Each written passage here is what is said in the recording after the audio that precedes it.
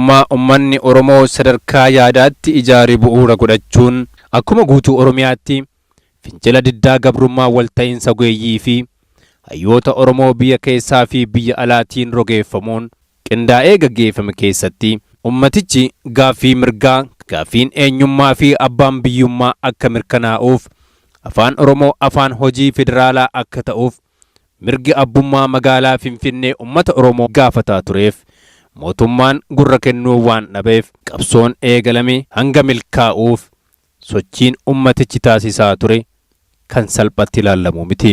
Jiramni amma dhufe kuni dhiiga ilmaan Oromootiin dhufe tasatti sadaqaa namni jaalalaan nuun kennine wareegama lubbuu qaqqaalii gootowwan beekawwan hayyoota jaarsota qeerroowwan qarreewwan kennaan dhufe jijjiiramni dhufe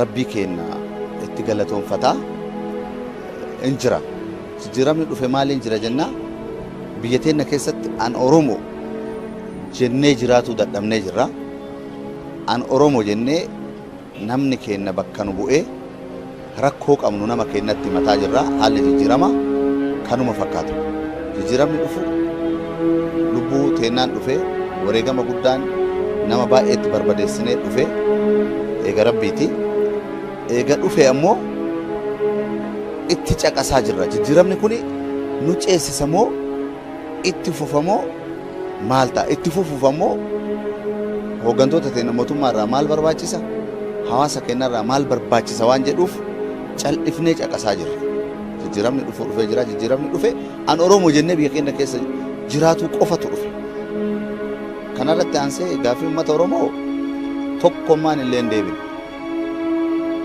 ka dhufe jijjiiramni dhufe an Oromoo jennee jiraachuu dadhabne an Oromoo jennee abbaa biyyaa taane walitti wal himataa wal gaafataa caqafnee gaaffiin kun nuu deebi'a abdii jedhu qabna gaaffiin kun nuu deebi'a hin gaafataa jirra gaaffiin tokko illee hin deebine tokkummaan illee keessaa hin deebine akka allaalutti jecha mirga kenna gaafannee nu haa duunu warri hafe haa jiraatu jedhaa turre amma bakka san bichaan jirru bakki nu jirru gaaffiin nu gaafannu hunduu nuu deebi'a namni kun kenna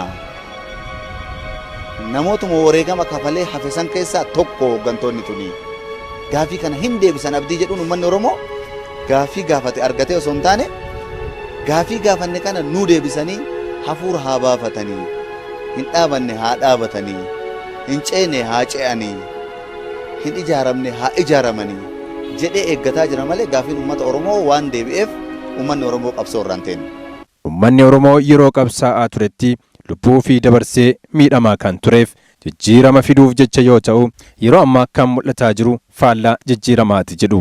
Nuti uummanni Oromoo gaafa qabsoomnee namni keenya dhumatee lollee hin hafnaan jenne rabbi nu hambisee nu deebisee irraa jammarre gaafa lammaaniif abiyyiin afoo baate hin gammanne gammachuu guddaa gammannee Oromoon bilisoomtennee gammannee caalataa argannee gammanne hanqinni baay'een jira uummanni Oromoo hin laalaara gocha qasaara maa caqasaarraa hojjettan nu jarri kun gaaf dhufe nama tuqinaa saban tuqinaa nagaan bulaa yoo san bilisoomnaan uummanni Oromoo qaalii isaanii dhaga'ee waa isaan dhaga'ee cadhiseera mana galee ta'a rakkinni duraa hiikamne jarri odeeffaa maqaa ofii baasanii odeeffaa haa baafatan malee jijjiiramni nu dhufe hin jiru jijjiiramni jiru kama sirna Ihaadigi kaan isumatu nuun deemaara ammallee kama biyyoon duraa hiitu kaan gaafseen jijjiiranii fi gooxiin jijjiiraf tokko san maqaa ijaatan malee jilbii nu ijaarameeru hin jiru sun komii guddaa karaa keenya keessa argamu. Obsaan eeggataa jira malee gaaffiin tokko illee nu deebi'e waan jennu qabu.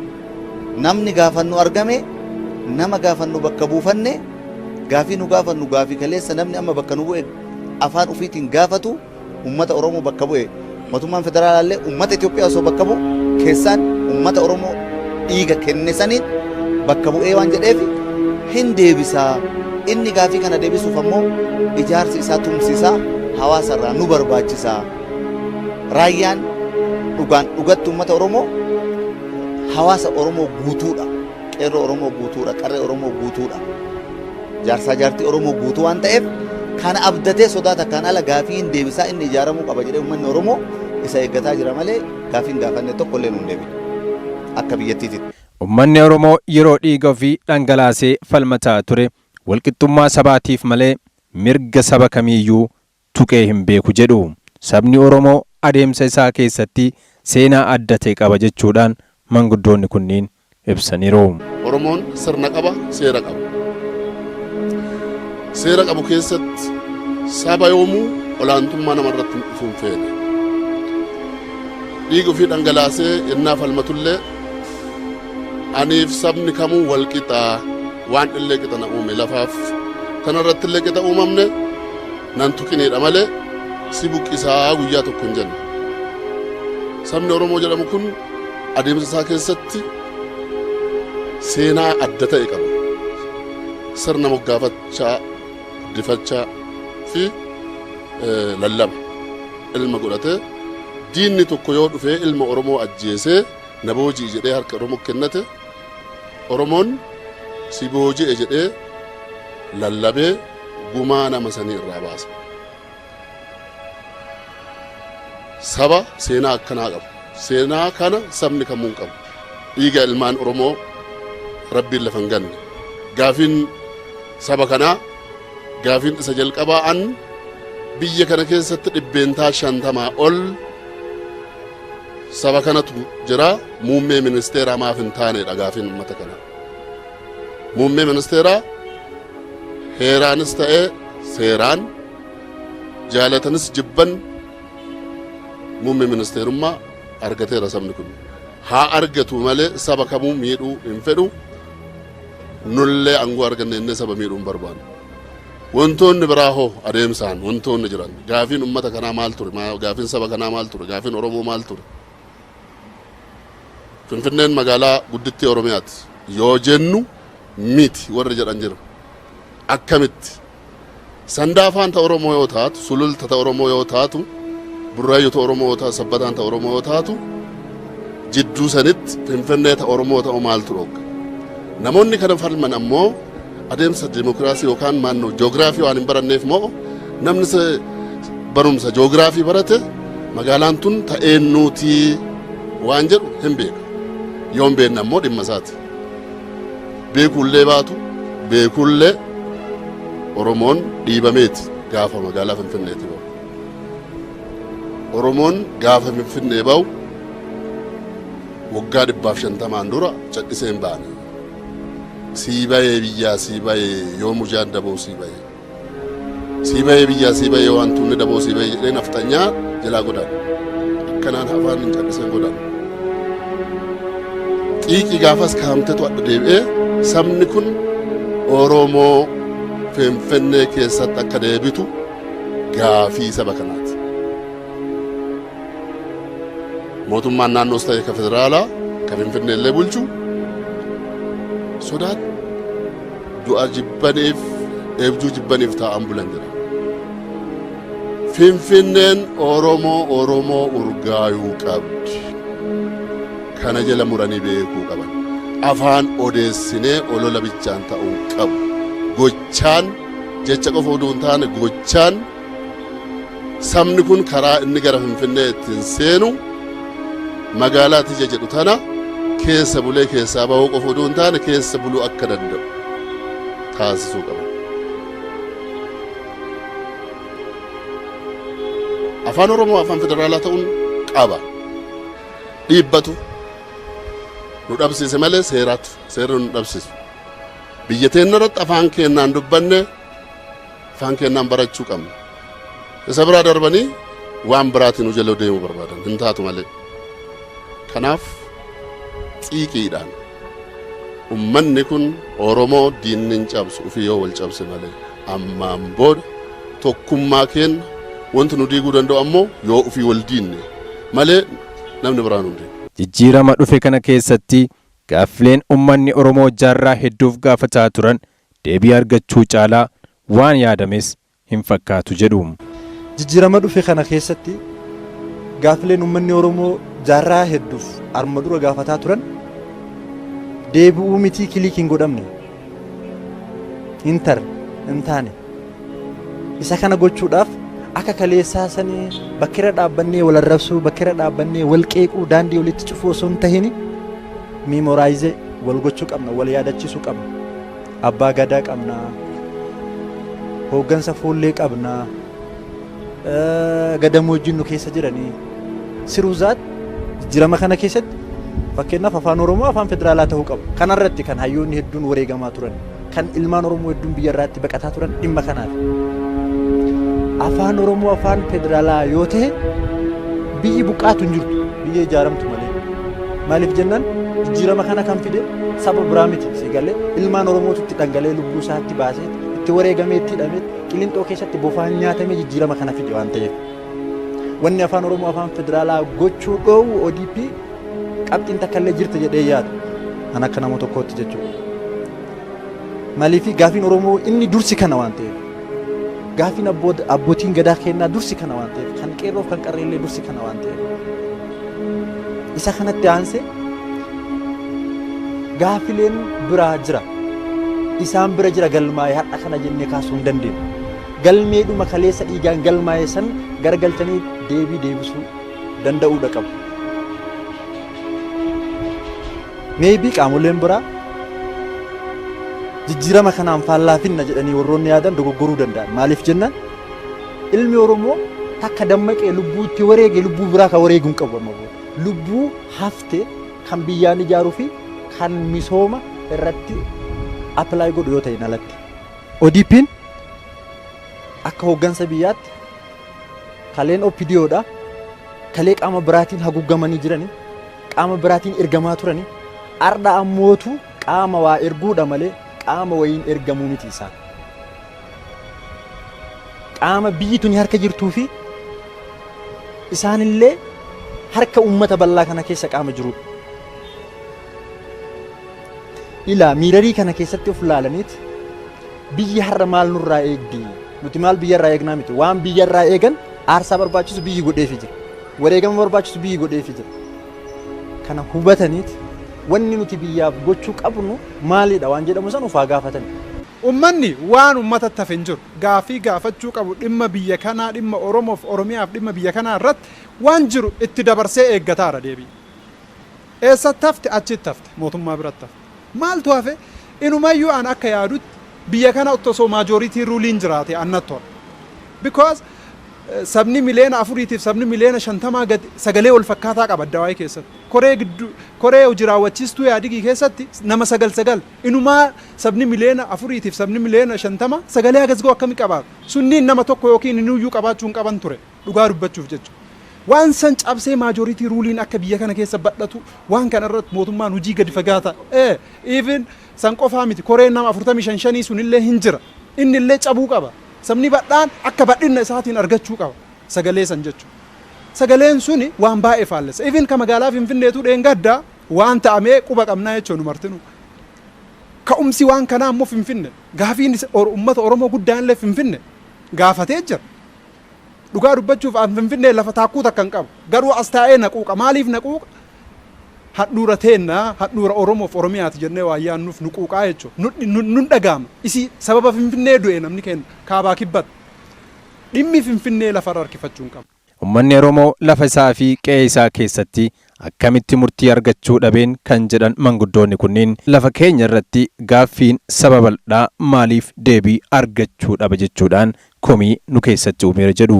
Finfinneen afaan Oromootiin haa dubbatamu afaan Oromoo afaan federaalaa haa ta'u gisee gaafannu afaan federaalaa ta'uu murteessuu waa isaan dhoogan beenu nuti Oromoon lafa keenyatti karra keenya keessatti wanti namni nama nuu gaafataniif hin jiru namallee wanti nuu gaafataniif hin jiru qe'een teennaa Finfinneen teennaa wanti nuu gaafatanii namaan nuu baratanii afaan Oromoo afaan federaalaa haa ta'u nuu gaafataniif nu dhibeera kunillee komii takkaaf komii garaa irraa qabnu kun adimmaaf mee jarummaan keenya kun maan murteessuu dhaban dubbimmaan kun maan murtaa'u yide afaan Oromoo afaan federaalaa haa ta'u afaan Amaara nafxanyaa durii nu bulchuu malee nu bulchuuf gadeeman kun komii uummata Oromoo garaa keessa buleera kun kun karaa kamiin waliin taanee biyya ijaarraa waan jedhamu san osoo appilaayi godhani maal jedha gaafanii abiyyiin garaan gootti dhufani ana kakootti waa tokkoon hojjedhee ture waadaa qabnaa kakuu haaraa kan tokkummaa fi araaraa nus tokkoomne humna taanaa koottaa qeerroo biyya jaarraa jaa. Yeroon itti lubbuu baafnu, yeroon itti lubbuun keenya ba'u, yeroon itti hidhamnu, yeroon itti reebamnu afeera. Sun seenaaf kenneera. Amma ammoo yeroo itti biyya ijaaru. Yaaliin sirnoonni darban afaan Oromoo akka baduuf hacuuccaa taasisaa turaniin milkaa'uu dhabus gochoonni hin malle yeroo ammaa kanas raawwatamaa jira jedhu. Kan nama kaasuuf kan nama ajjeesullee rabbi tokkocha. Afaan kana ammoo walqixxummaa namni walaa beekuuf rabbi uume. Afaan kiyya gadaa haa baratamu ka biroo haa gadi qabamu ka jedhu kun gadi qabaa kaleessa turte jechuudha. Afaan Oromoo akka lafa kanarraa badu yaalii baay'ee godhan garuu baduu hin dandeenye. Sabboonummaa Oromoo warri waliin du'eef warri ammallee qabatee waliin jiru yoomuu baduu hin danda'u. Uumaa akkuma duratti isin hin jedhe uumaa namni balleessuu hin danda'u. Uf dadhabsiisa malee. Duuba Oromiyaan yoo hin diigamne biyyi tun hin diigamtu. Yoo Oromiyaan nagaa arganne biyyi tun nagaa argatti. Oromiyaan nagaa argachuuf jijjiiramni dhimma dhufe kun itti fufuuf biyyi tun biyya taatee itti fufuudhaaf hatantamatti yeroo oduun kennineef afaan Oromiyaa afaan Oromoo afaan federaalaa hojii federaalaa ta'ee ittiin hojjetamuu qaba. Labsiin qaraba'ee lafa jira kan nu labsan kan biraa kan wanni nu labsallee uumamaan rabbi nuu kenna. Uumama rabbi nuu kenna maa nurraa fuudhanii afaan nu qabuuf deeman ammallee. Kaleessa diina afaan nu qabe. Har'a ammoo kennallee afaan nu qabu qaba. Jarri kun warri ODP kun haga doktora kennaan baatittu warra marammaree laaboraatoorii itti kennee laaboraatooriin yoo deebisuu fi dhabee wuxxeetii isa bira eegaa jiran akka nama tokkootitti. Albaata isaan kaan laalanii naamuna fidanii laaboraatoorii as deebisaa jedhanii yoo deebisuu fi dhaban malee kanarratti hin turan jedhee ilaalu garuu afaan kanarratti wanni nu eenyu waliin illee waliin dhaabannee wal taanu waan ta'e hatantamatti inni hojiirra ooluu qaba. ODP'n gaafii uummata Oromoo kabajjee Oromoon qabsaa'aa kan nafsi isaa dhumate kan namni isaa dhumate gatiin nu arganne gatii nafsi nama keenyaa ka waraar sadeeti gaafa irreechaa dhumate namni 700 olii kan dhumate sun dhiin nama keenyaa nuun deebine deebii kabajjaan nu deebi'u qaba jira. Kabajjaan waa'ee finfinnee Oromoo ta'uu qulqullaa'ee afaan Oromoo afaan federaalaa ta'e biyyattii sana bulchuu ta'u nu eenyu nu marne afaan keenya eenyu ni marne iddoo nama nuun kaa'anne iddoo biraa nuun kaa'anne afaan keenya murtaa'ee afaan federaalaa ta'uu qabaa jira. Gaafii kiyya. Gaafii ilmaan Oromoo ofii keenyaa wal gaafanne kaleessallee. Gaafii dhuma ofii keenyaa wal gaafanne ofii keenya walii deebisuu dadhabne maaliidhaaf waan ta'eef injaayin paaworiin keenya qaama biraa harka jira waan ta'eef har'aan mootu gaafii dhuma kaleessan waliin ta'anii gaafatan kan nu keessa ta'anii nu wajjin hawaasa keessa harka baasanii hooggansa yeroo gaafatan ofuma isaaniitti ta'anii yeroo tun hanqate yoo jedhan that is up to them sun isaaniif ta'a yeroon isaanii hanqatu wanni yeroon isaaniitti hanqatu yoo jiraate dhimma biraa dhumati malee gaafii kaleessa jaarraa tokko dura galmaa'e adda yeroo itti hanqate yoo jedhame maybe laayinii biraa ta'uu danda'a. Finfinnee magaalaa Oromiyaa handhuura duratti bireessi biyya kaasee jira. Sanbataanii fi Oromiyaan Burraayyoon Sululta Lagaxaaf asiin Haqaaqiin Galaan Oromiyaa taatee jiddummaan laga Filwaa fi Markaattoon gidduu sanitti samii keessaan gabbu ammoo lafa sanii ol ba'e ammoo akkam ta'e uummanni achirra uumamnee lafti kun teennaa qabeenyi kun kenna achi keessa jiraachoo gara laafinnaaf humnaan jiraatan tokko gara laafinnaa Oromooti humnaan illee hin jiraanne biyyi kun sabab sablammiin biyya kana keessa jiraatu kun humnaan jiraanne biyya kana humnaan binnee jiraanne yoo jedhan dogongoranii jiru. Yeroo abbaan irree nama bulchusan saamaan giddiin nama bulchusan uummanni Oromoo giddiin nam tokko bulchuu hin beeku seenaa keessa illee hin jiru giddiin nam tokko illee hin bulchine mootummaan giddiin fidee nu jala bulchuu hin jiru fedhiidhaan bulan ammallee fedhii kaleessa olii qabnu ima qabnu walumaan bulla waliin jiran garuu fedhii qabnu san kanu keessa doomsaa jiru warra haqateen oduma argu dhiibuu barbaadu dhiibamuu barbaadu amma nugaa isaanillee waan qabatan ni jiraatan biyya Finfinnee ba'aa jedhaan jiru yookaan akka sabni biraa nu buqqisee nama buqqisuu barbaadu buqqaallee jedhaan jiru qabeenya isaaniillee barbaadu marfeellee namni barbaadullee jedhu dogongora qabeenya namaarraa godha achi eegaa qubatan jiraatanii jiran garuu afaan keenya balleessaa aadaa keenya balleessaa amantii keenya balleessaa nu saamaa hin jiraanne namni jedhu hin jiraatu kanaaf Finfinneen illee handhuura teenya waan taateef Finfinneen bulchiinsi dhaabni kamiyyuu dhaaba afuriin bulchina jedhanii qaagan kadhaga'u namni dhaaba afurii ebaluun fa'oolii ebaluun walii biyya akka biyyaatitti seerri suni rabbiin biraa gattumamee dhufe namatti tume akka isaanii ta'uuf tumatanii seerri sun jijjiiramuu qabu oromiyaa bulchuu qabu ifatti dhugaan jirtullee haqi jirtullee finfinnee nagaa ka argattullee qabeenyi namaallee ka nagaa argatu warri biyya san keessa jirullee nagaa ka argatee nagaan jiraatu oromiyaaf oromoon yoo bulche qofa kakkalee uumama bulchaa jira garanaa gara warri xiqqootu dhaabate jala deeggaree waliin dhaabate hin bulinaa jedhaan hin jiru qabeenyi isaanii hin barbaannu gonkumaa hin barbaannu udunuu kennanii iyyuu hin barbaannu fudhadhaa yoo udunuu jedhan haqa namaa hin barbaannu jala sarananii yaame garuu haqa teennan dhiiba handhuurti biyyi teennaa tajaajiluun irra duune biyyaatti baane baay'ee waggaa 150 itti miidhamnee jirra amma egaa arganne waan harka keenyatti deebi'e harkaan hin baasinaa waan lamaan kana wanni amma biyya kaasu wanni ce'umma biyya kanaa kaasu wanni jeequmsa biyya kanaa kaasu ka paartii wal jala taa'ee wal qotumaan hin kuni warra bu'aati daldalaa yoo kasaare ufumaa dhaabata. Uummanni Oromoo kan wajjin dhalannee nu biraa wareegaman mirga abbaa biyyummaa fi gaaffii afaan Oromootiif jecha lubbuu isaanii wareegamaniiru. Uummanni Oromoo ammoo kakaleessa nu uumatee dabree fi ka waliin dhalannee dabrillee dhimma afaan Oromoo osoo haasa'u warri wareegame nu biraa wareegame. Gaaffii uummata Oromoo ka duratti dubbannu san keessa gaaffii tokko afaan Oromoo afaan federaalaa ta'u jechuudha. Afaan Oromoo afaan federaalaa haa ta'u jennee osoo gaafannu akka dhuunfaa kootiitti haga sammuu uumamaatiin illee hubadhutti afaan biraa baradhaanum jechuun nu miidhuu miti akka allaalutti hin baranna akka kililii hundaatu hin barannan rakkoo ittiin qabnu afaan baratutti afaan biyyattii Itoophiyaatii miti afaan biraallee yoo dabalani hin baranna uumamaan illee warra baratee sanyi maanuu afaan hundaa beekunu uummata duudaa miti yoo itti manillee dhageenya garuu dalga deemuu haa dhiiftu hooggantoonni teenya sodaa habashaa haa dhiiftu afaan amaaraa kana waan isaatu ol fuudhanii yeroo kana nurra dubbatuun akka dhuunfaa kiyyaatitti sodaa habashaa irraa qabaniif habashaa aga'umni isaan sodaadha nu akka amantii kiyyaatitti illee shirkii guddaadha nama sodaachuun haqa ofii irratti sodaa haa dhiiftu hooggantoonni teenya Itoophiyaa jechuun Oromiyaa jechuun Oromiyaa jechuun Itoophiyaa jechuun fakkeenna waan tokko waan qabatamaan oduu osoo hin taane ofii kiyyaani beekee hubadhu kililii keenya keessatti kililii Oromiyaa keessatti paartilee warra habashaa akka paartiititti Oromiyaa keessa taa'eetiin as keessatti achii dhufee baardaalii dhufee asii bulchuu barbaadu isaanii humna san cimsuudha. Paartilee akkasiisanii humna cimsuudha kutaa tokkorraa afaan Amaariffaa baratu jechuudha. Oromoon ammallee warra jalatti haa buluudha. Kuni anaanaan galu.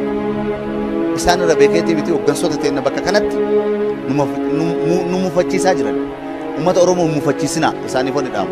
Uummanni Oromoo gaafa mufate nurraa baatan malee nurraa dhalattan malee isinillee akkuma taawwan nyaata. Akka uummanni isin hin nyaanne ushururuu kana dhiisaa nama shelinaa. Afaan kamiyyuu hin baranna. Jaalala kennaa yoo ta'e dirqamaan hin baranna. Fedhii kennaan kililii tokkollee nu haa dhufu ka lamaallee ka shanillee ka maalillee haa dhufu. Kasumaallee ka maaraayyuu hin baranna. Jaalala kennaan dirqamaan ammoo afaan eenyutu baratuu hin danda'u uummanni Oromoo.